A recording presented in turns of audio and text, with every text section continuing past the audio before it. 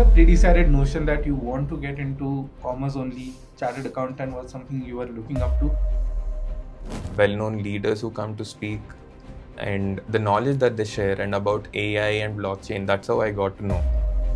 You took a small break and considered working in, let's say, non-MNC setup, complete your CMA certification, and then again came back to Big Four. In terms of, let's say, your experience around aspirations, career aspirations, was there any pre-decided company or dream company? I was always curious about, is there any overlap, why a lot of students are moving to CPA? What led you to decide, okay, let's now switch companies?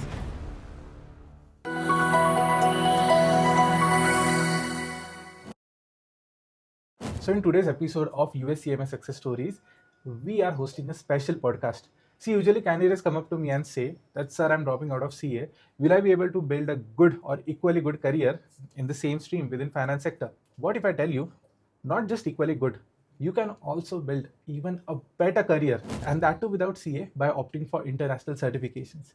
Today we have one such success story with us. I'm glad, I'm super excited to introduce Prahas. Prahas comes in with more than 10 years of experience across multiple domains such as FP&A, Audit, Controllership, and reporting. Prahas is a CMA certificate holder, has completed all his CPA exams, and is awaiting his license, and has worked with giants such as KPMG, Deloitte, Novartis, Warner Brothers, and Bristol. So, Prahas, thank you for joining us today. I hope your travel from Hyderabad to Pune was comfortable and you have all settled in Pune now. Yeah, thank you for having me, Aditya. It was great and I've settled in pretty well. Great. So let's dive right into our main subject. But before coming to your CMA journey and corporate journey, I just want to understand the context in terms of starting off your career. So let's say when you started after your high school that you want to pursue graduation, was there a pre-decided notion that you want to get into commerce only, chartered accountant was something you were looking up to, or were there any other plans? How you landed up in this career stream? See, that's a great question to start, and I think this will be an unexpected answer. I did my high school in MPC. I wanted to do mechanical engineering, so commerce was never in my mind. But then I was a professional badminton player. So since the age of 9, I was into badminton, and I played till representing the country. And Pune here is a special place because I represented the country here in juniors. I played here at the Indian Junior Open. So that was how well I was doing in sports. I was a national champion as well. So after my 12th in MPC, I wanted to do engineering. But then if you have to do an engineering, you will have to go to labs for practicals and everything, which was not suitable for me with the sport because I was touring different tournaments, different cities. That is when my dad was okay, and he was telling me, you can do a BCom as well. So that is how I got into the commerce stream of things. And unfortunately, due to an injury, I had to stop playing. When I had to take the decision, I thought probably I should, it was that serious. That is how I came into commerce. And then after graduation, my uncle, my mentor, he said CA would be a great profession. I wanted to do an MBA, but he said CA would be a great profession and a qualification to have.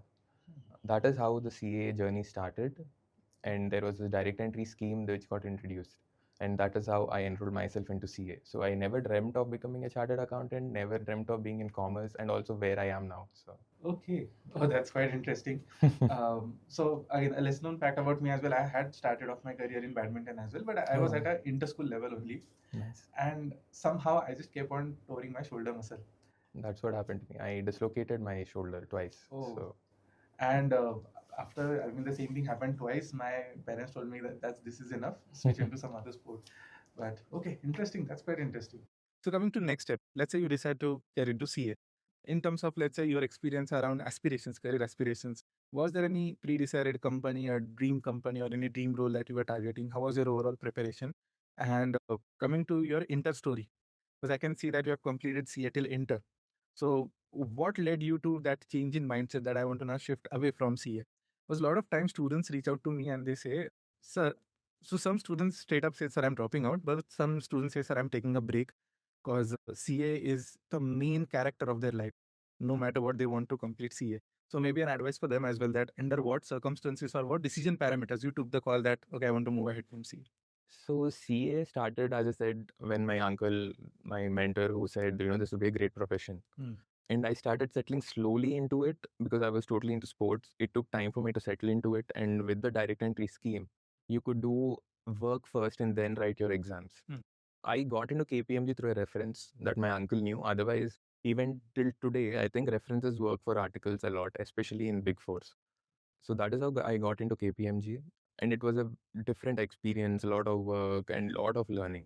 A lot of people have this apprehension about Big Four saying, you don't get time to study. But you get good enough time to study, good enough leave for your exams. But you have to work when there's work. And there are late nights anyways. So that's how KPMG started. And after that, when I started preparing for my CA inter, it was not that easy because from a maths and sports background to settle in, it took time. And then I kept on preparing, studying, couldn't clear a few attempts. Then after my articleship, I thought, once I'm doing it, let us at least give that 100% until you're, and if you don't give your 100%, you really don't know what it is about. So I wanted to give my 100%. That's how I continued doing my CA. So you have to get 50% overall and you have to pass everything, getting 40 plus in each subject. So I used to fall short of 10 marks, 182, 190, then in one group 146, these things happened. And the time when I thought I've really prepared well, gave both the groups that time, fell short again. So that is when I actually thought of quitting CA without even clearing my inter. And then in KPMG, they take graduates who are called audit assistants.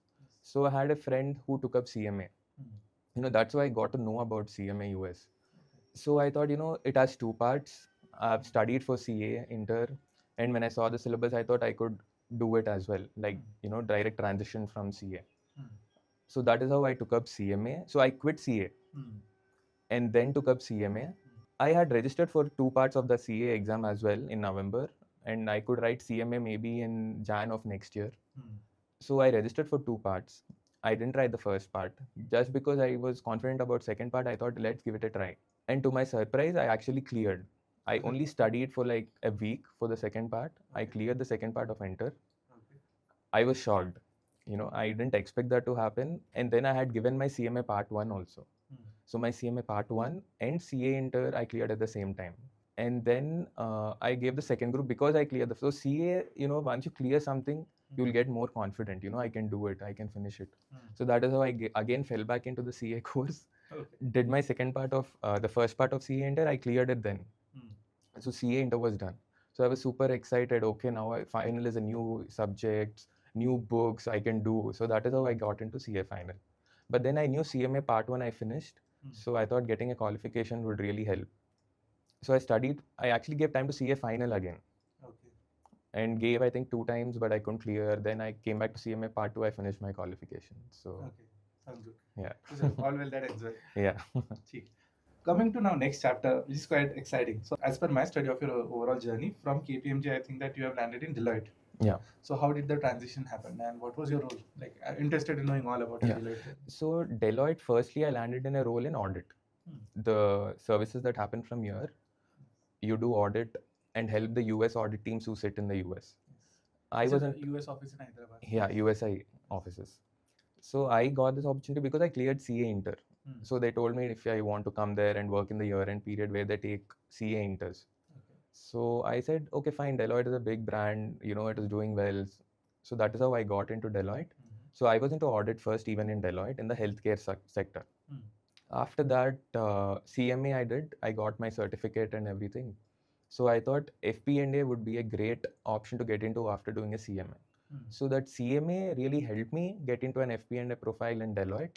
And that is how I got into an FP&A profile. It is called Global Finance in Deloitte, which is an internal finance for whole of Deloitte. Okay. So it was very interesting seeing it was more about expenses because a service industry, the major cost that we have is personal cost. So I was looking into that, learned a lot. So Deloitte gives you, so Big Four's main advantage is you have a lot of resources to learn. You have a lot of material. So that really helps in Big Fours. You get a lot of exposure to it and the way things are done. They have methodologies, so you know how disciplined or streamlined you are when you work at Big Fours. Now, before going ahead, I have a message for you. I'm on a mission to build India's #1 institute for US CMA. So if you're someone who's planning to pursue US CMA and want to be part of our success story, want to give me a chance to build your career, then do consider FinStreet education for pursuing US CMA. Here, the learning is based on real life applications, case studies. Secondly, there is a dedicated student success manager who will track your progress. And third, the placement model is inspired by IIM Lucknow's placement structure. So placement mentorship plus placement assistance will be taken care by our team. So if you want to pursue USCM and have any queries around it, you can visit our website to book a call with our experts. Or if you want to join our next batch, you can directly call this number and book your seat. See you in class. So great to hear about your Deloitte experience. But one thing I observed that you worked in KPMG, you took a small break and considered working in, let's say, non-MNC setup, complete your CMA certification, and then again came back to Big Four, which is, I think, quite great idea in terms of managing your time. If in the initial part of your career, if you're struggling with time management and if you want both work experience plus a certification, you can consider taking up a less demanding job, complete certification, and then come back into mainstream career opportunities. Before going ahead, one thing students are curious about is the salary range in the initial part of your career. So if I talk about KPMG or Deloitte or Big Four in general, what can be an average salary range candidates can expect after completing CMA, let's say 0 to 2 years of experience or 5 years of experience in similar, not just Big Four, but in similar range of companies? Sure. So, a CMA fresher, I would say, would in most of the companies might get around 5 to 8, but depending on the company, few companies pay a lot higher also for the freshers, and with an experience of probably 5 years, maybe can expect still a 10 to 12. So CMA as a profession in India is still growing, and now most of the job descriptions that you see of companies look at these qualifications not at a CMA or a CA or a CPA kind of qualification, but now JDs have almost 3-4 qualifications mentioned as preferred qualifications required. So it all depends not just having a qualification, but what other skills you bring to the table. So that helps a lot in negotiating your salary. Okay, great. And coming to next chapter of your corporate journey or rather career, I would say, is CPA. So did you start preparing for CPA during your Deloitte phase, or you switched a company and then you started with CPA? Yeah, so this is, very interesting because as I said, I moved into Deloitte firstly into audit. So that is where everybody does CPA in that company. At USI, Deloitte sponsors for CPA, and most of them, even the graduates who join the company, they are sponsored to do CPA. And there are, your level, the hierarchy at Deloitte, you only get to the manager position only if you are a CPA or a CA. So otherwise, you are just called an assistant, senior assistant, you're only called an assistant. You have the tag. Okay. So you have to have a qualification. And that's when I thought after CMA, I thought CPA would be a great option. And I know I gave up CA. It is, and one more thing I want to say is it is okay to give up. They call it perseverance, dedication. But when you give your 100% and you have given your best and you still don't do it, it is okay to move on. So that is how. So I thought maybe with CMA, it was a growing profession. It is in a much better place now in the industry. But then CPA was a bigger one back then also. So that is how I thought. So these qualifications are for your knowledge, understanding things, and also gives you security at the job, the phase of jobs in industry. So I took up CPA that way, and it was during COVID, and lockdown started. So I didn't get my material, the backup books, at least for like 10-11 months after I registered for the course. Okay. Or maybe close to a year. Okay. So I was just going through the recordings until then, seeing what is there in the subject. And as you said, I started the journey when I was in Deloitte, but it ended again after moving to a few companies. Okay. That was because of COVID as well. And that's how I started CPA. Okay, interesting. Did completing CMA before CPA helped in terms of your preparation, or let's say in the foundation phase of CPA preparation? Definitely, because CMA is a US course, CPA is a US course. So you are accustomed to the way the questions come, and also the testing is done.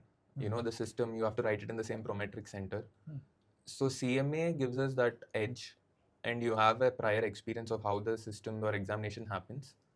And whatever you study in CMA is totally into your costing and management and performance management, financial management. So there's a subject in CPA as well, which was BEC before when I was writing. So CMA really helped me clear that in a span of 20-30 days. Wow.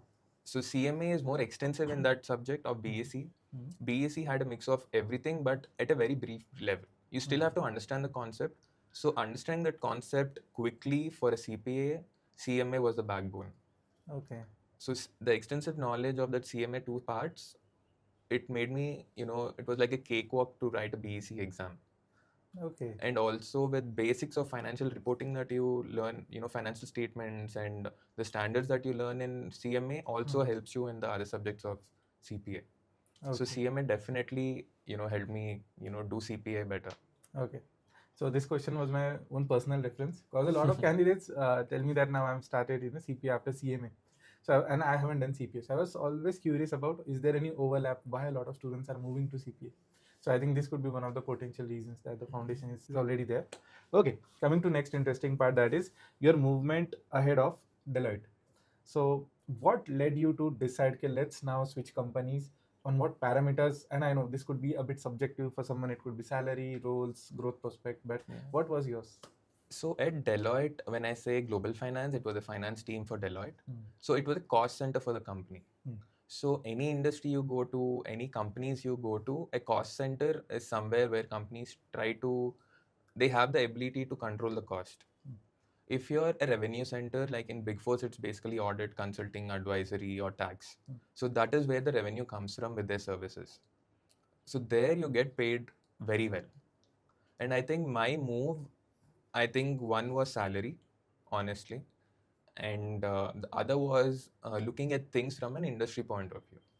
So at Novartis, where I moved after Deloitte, it was looking at a US management reporting.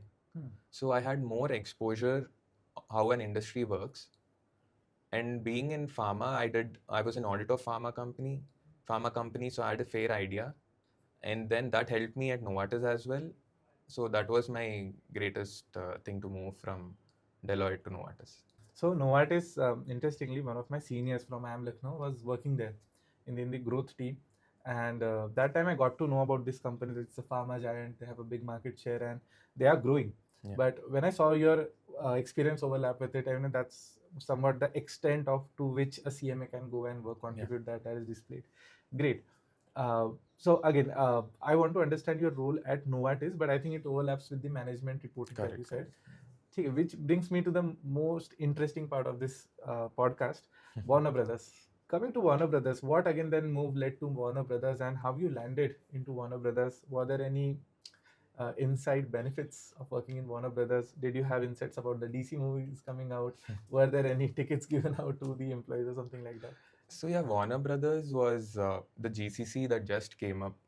And they were taking roles from starting positions, and to work in a GCC when it is set up is a great opportunity. That's how Warner Brothers opportunity landed. I got a call from the recruiter. It was, I didn't really apply at that point of time. So GCC was getting set up, and I got this call. And I thought, why not? A GCC is being set up. You'll know it from the scratch how a GCC works. And I was the first FP&A employee of Hyderabad office when after Warner Brothers and Discovery merged. Okay. So Discovery office was already there in Delhi. So after it merged, I was the first FP&A employee. And talking about DC movies, yeah, we get updates of what is getting released next.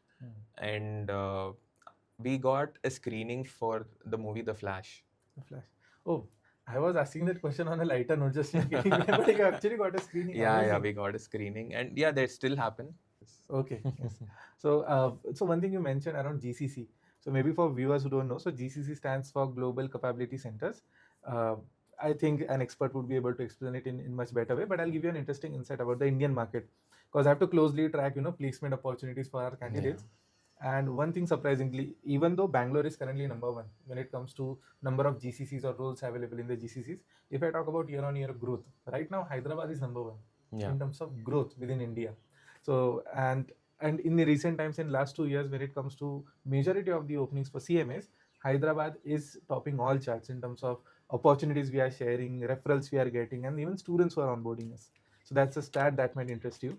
But coming back to the part where GCC, if let's say a layman want to understand what is a GCC and how he or she can land a job over there, how would you guide them? So when US companies came to Hyderabad or any part of India, the assumption was we are just a back-end office. Hmm. You know, work is sent here, we do the work and send it back to someone who's sitting in US. Hmm.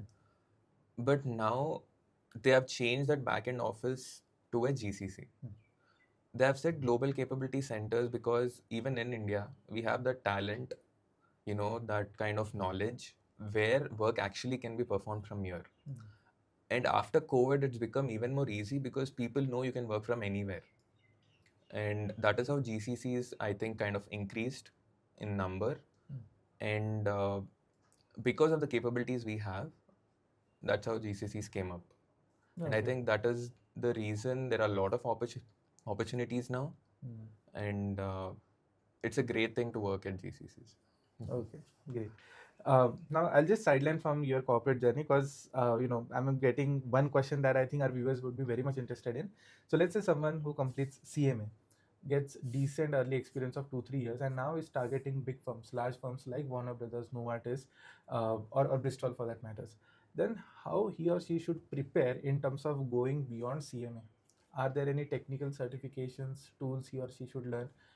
From career perspective, networking perspective, what should be the strategy to eventually get into such companies? And also, what would be the best way to apply? Is it through online portals, third-party portals like Naukri.com or others, or through referrals? For CMAs with 2-3 years experience, and also in these GCCs, what I observe nowadays is the most of the roles that they post need experience. You know, 0 to 2 experience, I've hardly seen openings for that roles. They want an experienced person to come in, at least with 2 years experience, be it a CMA, CA, or anyone for that matter. And most of the GCCs are in a phase now, or even the world is in a phase of automating things.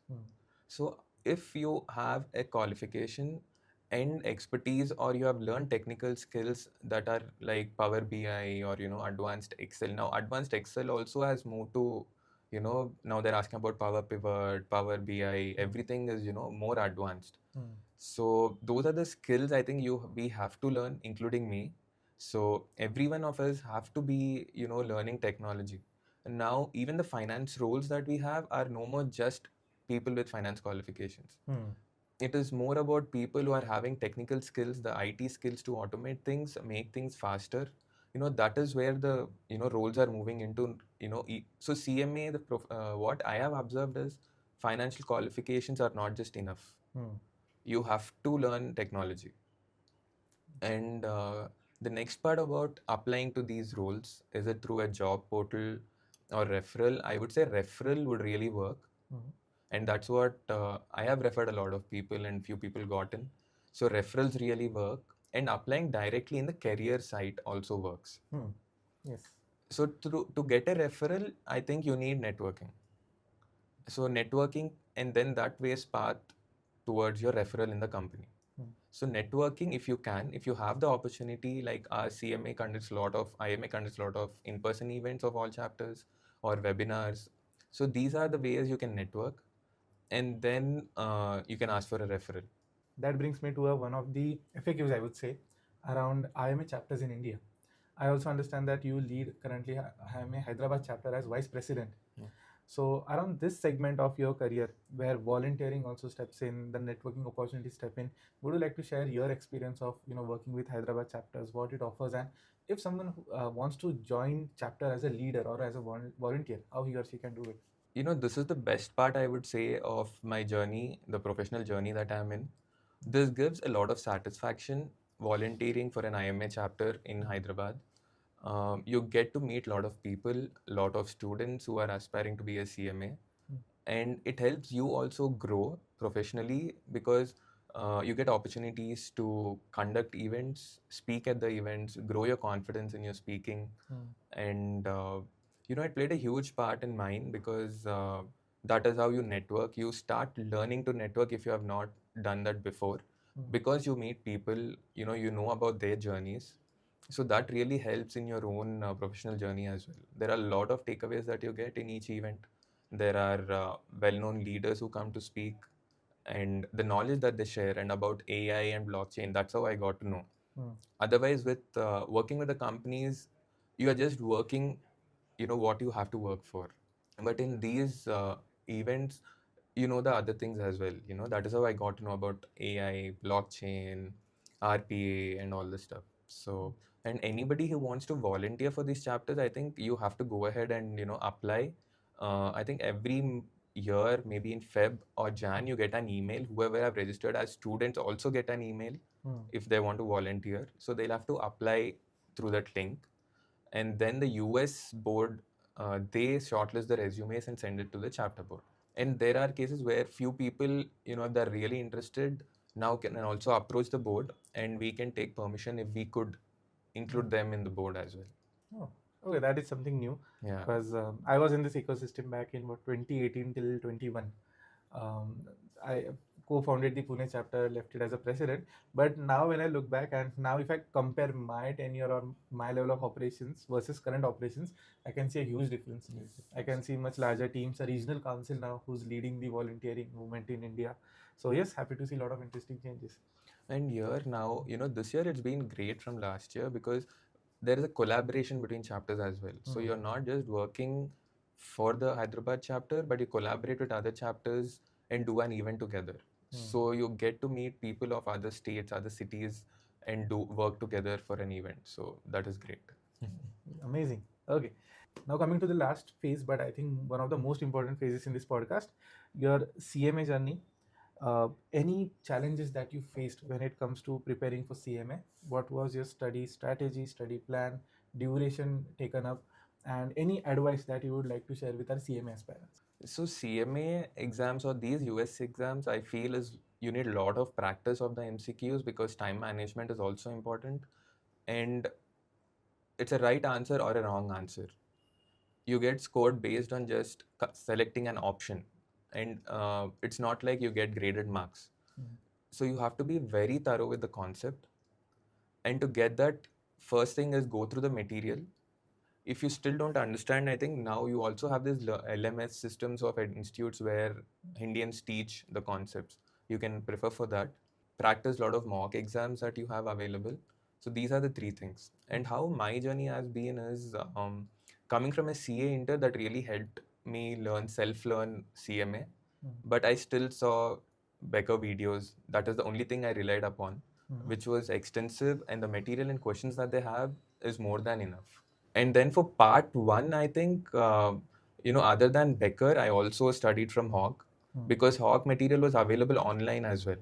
You know, you had these PDF questions from past 10, 15 years. It was available online. And I just printed out those from the system, and there were a lot of around 6,000, 7,000 questions because part one, I thought I need more practice. So I, practiced as many questions as I can.